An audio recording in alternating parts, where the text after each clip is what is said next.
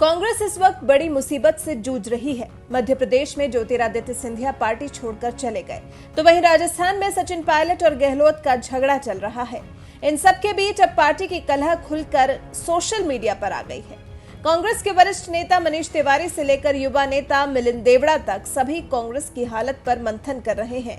यहां तक कि कांग्रेस को अपने ही नेताओं को बीजेपी से सीखने की नसीहत देनी पड़ रही है। साल 2014 में कांग्रेस को मिली जबरदस्त हार पर पार्टी में अभी भी मंथन ही चल रहा है। इसी मामले में मनीष तिवारी ने शनिवार को एक ट्वीट किया। उन्होंने कहा कि भारतीय जनता पार्टी साल 2004 से 2014 तक सत्ता से बाहर थी।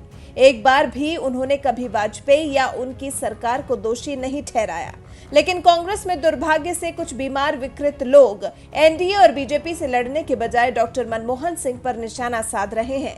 जब एकता की जरूरत है तो वो विभाजन की बात करते हैं।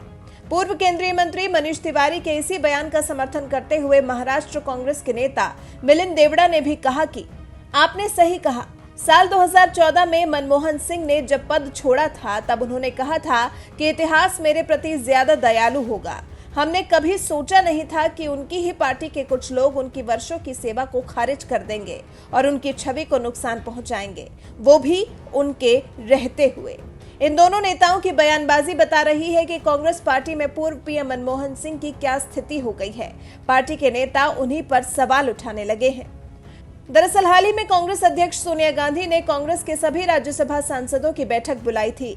इस दौरान वर्तमान राजनीतिक हालात और कोरोना समेत कई मसलों पर चर्चा की गई, लेकिन सूत्रों के मुताबिक इसी बैठक में कुछ सांसदों ने साल 2014 और 2019 की हार को लेकर भी कई बातें कही। वरिष्ठ नेता कपिल सिब्बल और पी चिदम्बरम ने कहा कि हमें हार पर आत्ममंथन करने की जरूरत है।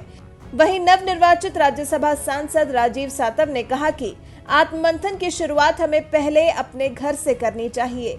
हर तरह से आत्मनिरीक्षण करें, लेकिन हम 44 पर कैसे आए, इस पर गौर किया जाना चाहिए। हमें 2009 में 200 से अधिक सीटें मिली थी।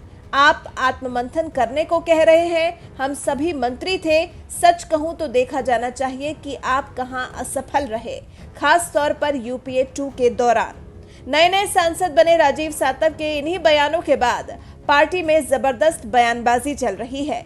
कोई मनमोहन सरकार के बचाव में बोल रहा है तो कोई विरोध में, लेकिन इन सब के बीच मनीष तिवारी ने बीजेपी नेताओं का हवाला देते हुए कांग्रेस नेताओं को सीखने की नसीहत दी है और कहा है कि बीजेपी नेताओं ने कभी अटल सरकार को दोषी नहीं ठहराया।